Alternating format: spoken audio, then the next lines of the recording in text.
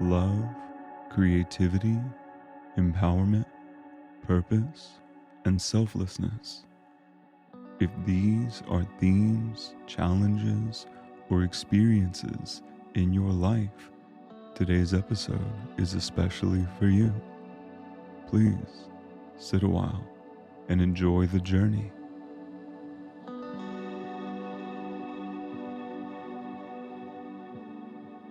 Hello, and welcome to Inner Bloom Meditations, a podcast for all the things that help us reflect, understand, love, and grow.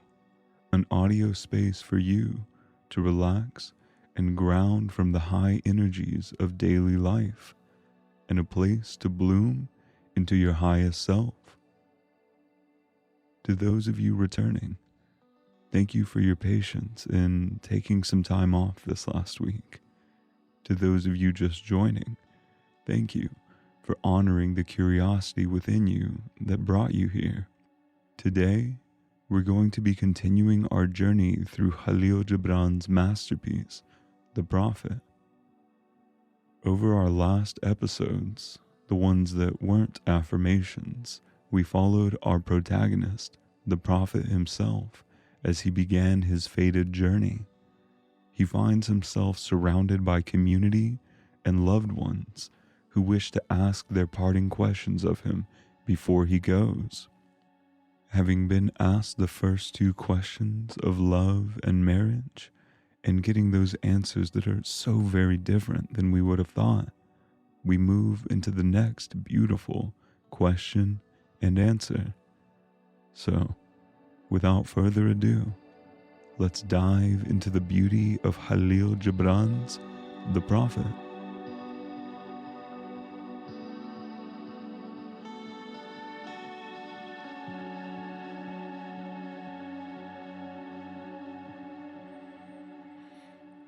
And a woman who held a babe against her bosom said, "Speak to us of children." And he said, "Your children are not your children. They are the sons and daughters of life's longing for itself. They come through you, but not from you, and though they are with you, yet they belong not to you. You may give them your love, but not your thoughts, for they have their own thoughts. You may house their bodies, but not their souls, for their souls dwell in the house of tomorrow, which you cannot visit, not even in your dreams. You may strive to be like them, but seek not to make them like you, for life goes not backward, nor tarries with yesterday. You are the bows from which your children as living arrows are sent forth. The archer sees the mark upon the path of the infinite, and he bends you with his might, that his arrows may go swift and far. Let your bending in the archer's hand be for gladness, for even as he loves the arrow that flies, so he loves also the bow that is stable."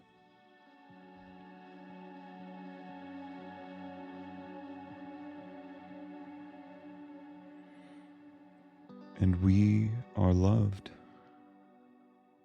As the arrows and as the bows, we are loved and we are held in love.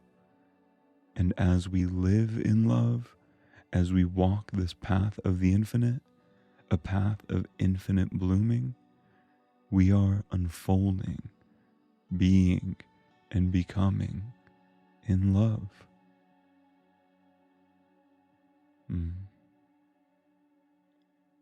Well, now that we've been exposed to this beauty of this poem, I invite you to take a little time gathering your thoughts, reflecting, or even journaling what might have come up for you. As with all things, there's something magical about that first experience of it and what arises within us in response. So, I'll put some extra space here. Feel free to pause if you want or need, and then we'll begin to explore these words and their beauty in depth together.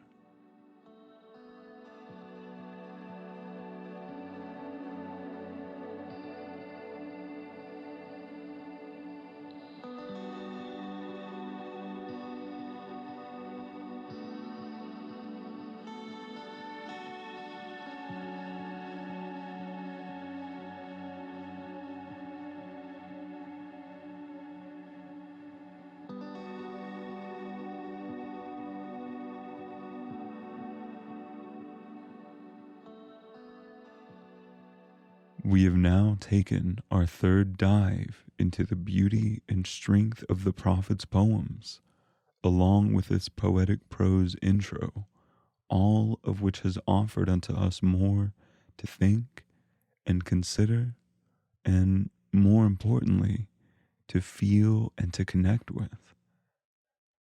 He shows us new paths and new perspectives to shine new light upon each facet of our lives.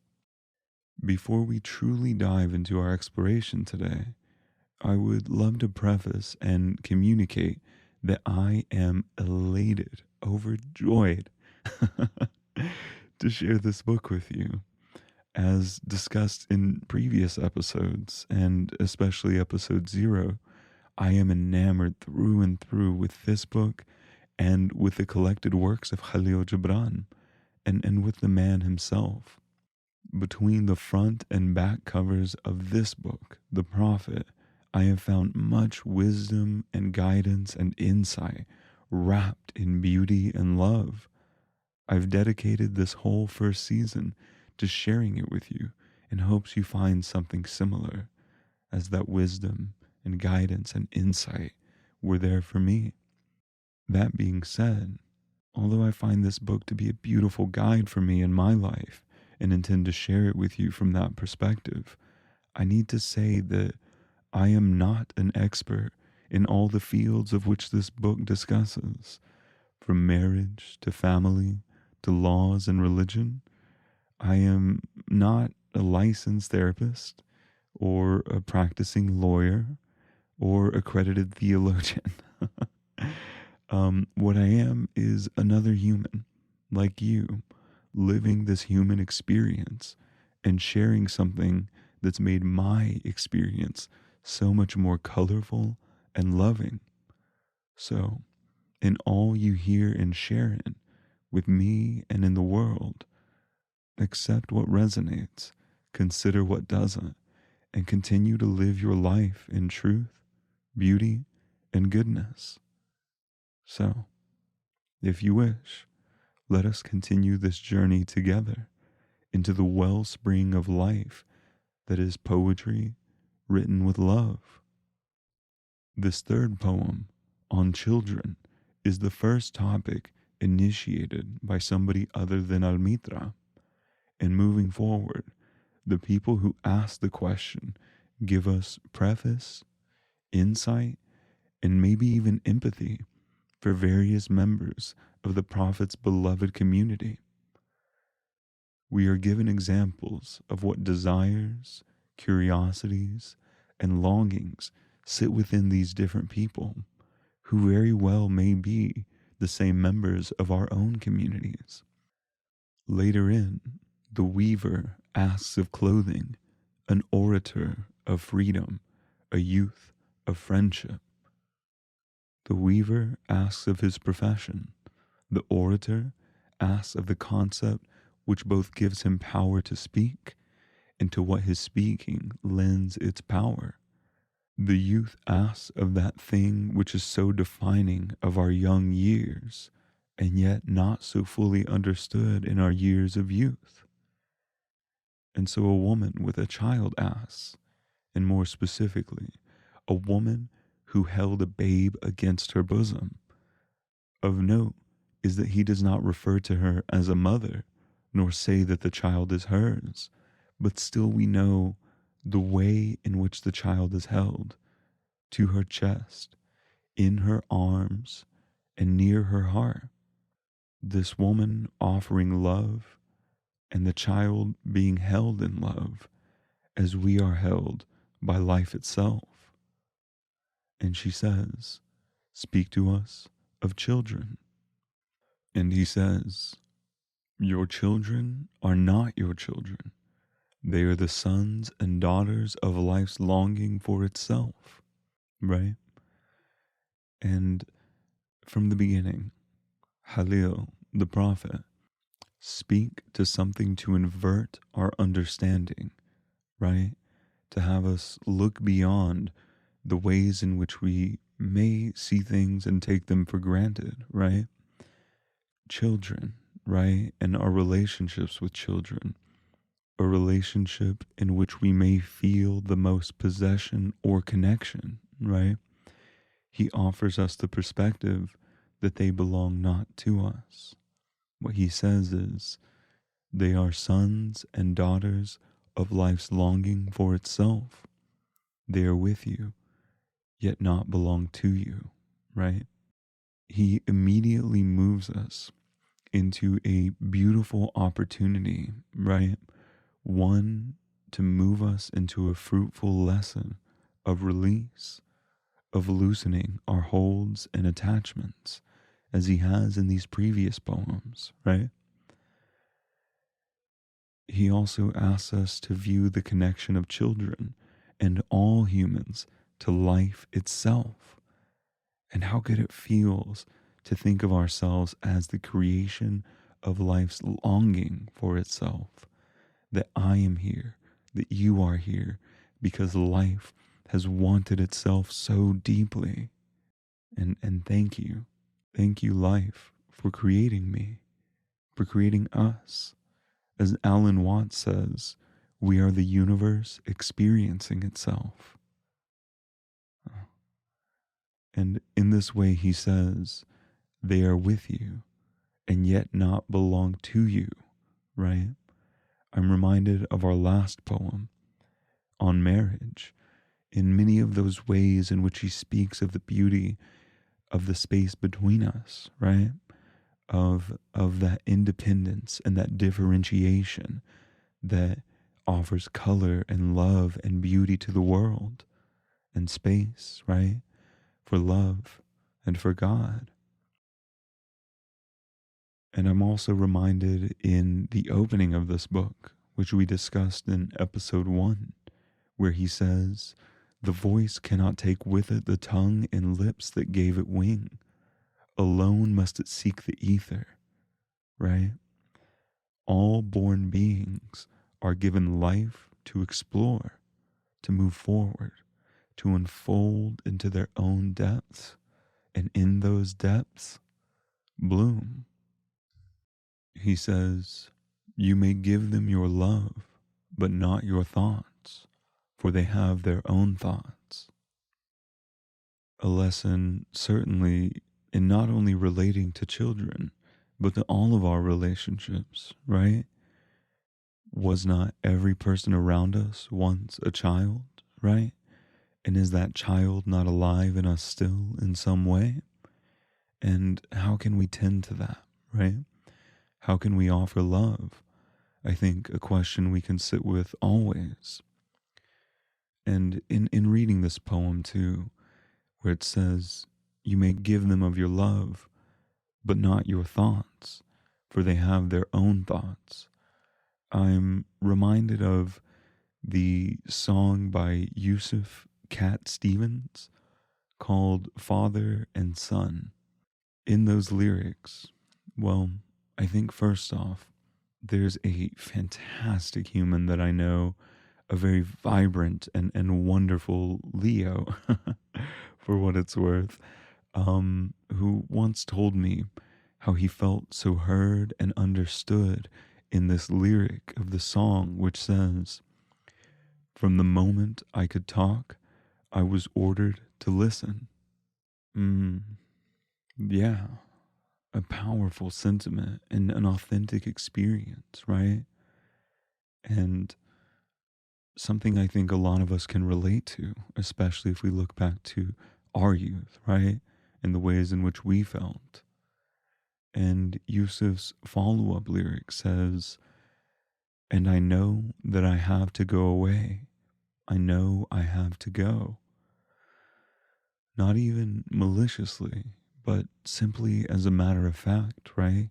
He must go. Each child must, in their time, take to their own path, internal and even external, right? As the fruit whose seeds must find fertile earth, and they will find fertile earth. All of our seeds will, and we as seeds will. If you've not heard the song, I definitely think it's worth a listen. To give you the name again, it's Father and Son by Yusuf Cat Stevens. I believe he has two name options there. A beautiful poem in the form of a song, certainly. But let us return to our own poem here. He goes on to say, strive to be like them, but seek not to make them like you. And here I'm reminded of the verse from the Christian Bible. Let me look it up. Well, here's this translation. Truly, I tell you, unless you change and become like little children, you will never enter the kingdom of heaven. And to tie this into our current lived experiences, our alive experiences of this moment, I'd like to also quote a very different person, a very different person, but all humans are tied in their humanity, right? All humans are sharing the human experience. So I like to quote J. Cole here, where he says, heaven is a mind state. I've been a couple times, right? Heaven as an experience, something that is felt and lived in this very moment. I'm also somewhat reminded of the experience of the Garden of Eden, right? As representing the place that we come from, right? As representing our experiences as children, this place of purity, right? And there's so much to be learned from children. That purity, that wonder and curiosity of the world around us, that predisposition for loving and connecting so easily. And in that way, right, we can live as the poem says, and we can strive to be like them, like children, right? Next, the poem says, you are the bows from which your children as living arrows are sent forth. The archer sees the mark upon the path of the infinite, and he bends you with his might, that his arrows may go swift and far. Let your bending in the archer's hand be for gladness. For even as he loves the arrow that flies, so he loves also the bow that is stable. Again, I think he is speaking with us of things beyond just born children, right? Not just our blood relatives, right? Offspring, but the children of our thoughts, of our spirit, of our work, and of our being, right? Those things which we have brought into existence through our actions. As Khalil will say in just a few poems, and I'll paraphrase, to work is to be in line with life's procession as it marches in majesty and proud submission towards the infinite. When you work, you are a flute through whose heart the whispering of the hours turn to music, right? And so this is that, right? The archer sending arrows forth through us, that we can be an instrument of creation, right? I think there's an idea that floats around of muses, right? And of muses giving us those downloads, those messages, those insights, which we then take, right? And create from. So as you may or may not know, I am an astrologer, right? And something, this quoted poem right here, this most recent quote on work, led me to a deeper understanding of is, well, you know what? Yeah. Let's take a quick aside. Let's take a quick aside for an astrology lesson. I love pulling from these multiple facets and these multiple understandings as they all tie together, right? Inner Bloom is meant to be a place that is a place for all things that help us to reflect and grow. And once we're done with the prophet, once we're done reading it this first time, we're never truly done with that which we sit with and reflect on, right? But once we're done with this reading of the prophet, I'm going to be very excited to begin exploring the silver key and the golden key, which is astrology, with you, right? So let's take a quick aside and skip a couple steps. And I would love to share with you some of this insight or some of what I feel I have learned in the journey. And so there are two beautiful understandings I've learned of the relationships between what are called the houses in astrology, of which there are 12, each governed or aligned with a different zodiac sign, of which there are also 12.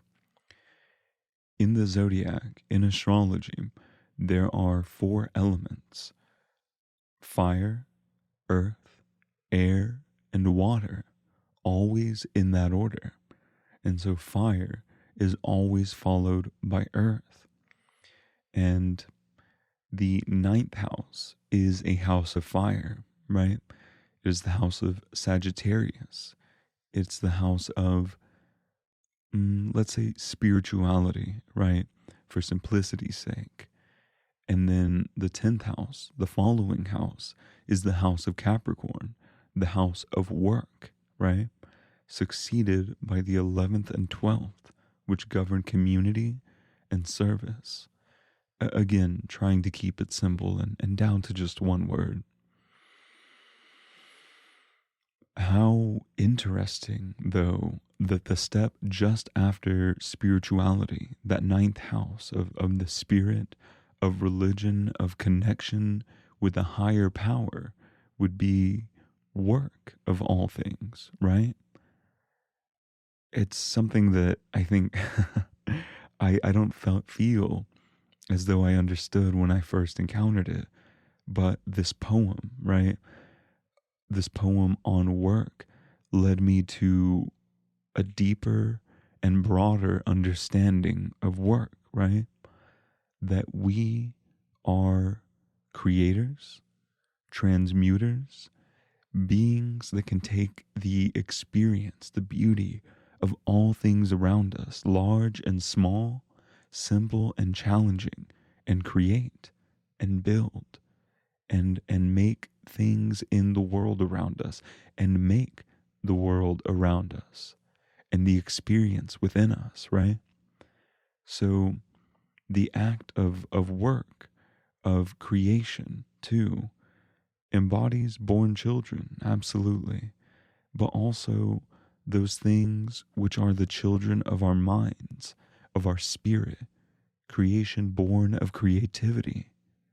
So the universe, which experiences itself, life, which longs for itself, the archer, sees the mark upon the path of the infinite and shoots its arrows through us.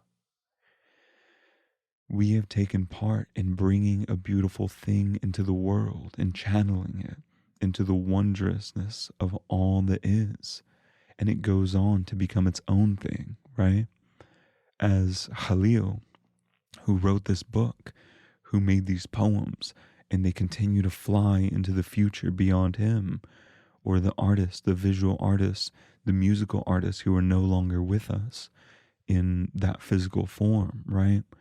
Their creation is flying through and unfolding and still living, right? I think we referenced Mother Julian in episode 0, right? Who said of all of her written works that none of them are complete, that they are made complete by us reading them, by us engaging with them, right? that these things which are made to go out into the world and be witnessed and experienced are made whole by that witnessing, by that experiencing, right? And this final line says to us, so he loves also the bow that is stable, right? As we are here receiving and being ready to receive, right? Building a life and a presence, right? That is in accordance with openness and with receiving. We are present and grounded and accepting of life as it flows to and through and from us, calm and loving in the experiences, stable, loved, and loving. Yeah. Yeah. And it feels good to be this. And it feels good to be here. And thank you. Thank you for allowing this to be one of those experiences that you take part in. I appreciate it. I appreciate you.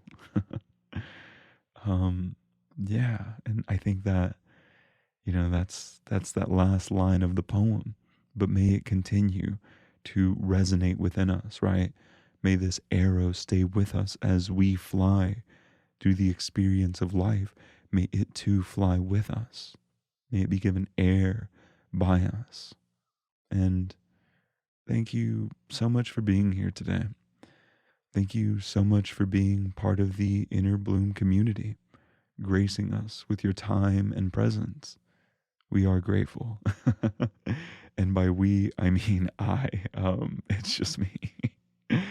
But I hope you stay around long enough to grow some roots, right? If you enjoyed today's episode and received any love, light, or joy from it, please feel free to share it with a loved one, helping this flower to bloom another beautiful petal. I would love to hear your reflections and connections over what we've explored today. Feel free to share those on our social medias, especially our Instagram at Inner Bloom Pod. That's INNER Bloom POD. I'm offering free body, mind, and spirit tarot readings to the first 100 followers there. And I think we're getting kind of close. So join us there to share these stories of blooming together. If you'd like to carry the energy of the flower with you, I've designed some pretty phenomenal merch for you, linked on our IG or at shop.innerbloom.pod.com. I'm pretty proud of the designs, honestly. Plus, the clothes is super comfy, so treat yourself, If you'd like more spoken content, I'm working on exclusive meditations for our Patreon and Coffee, and I'm also recording a full audiobook of the Prophet so you can be gently inspired and empowered by its words from beginning to end. And speaking of beginning to end, I think we've brought ourselves to the end of our time here today. We'll be back on Thursday with guided affirmations over the themes explored today, and back next Tuesday for our next poetic exploration. And again, thank you so much for your patience in this last couple weeks.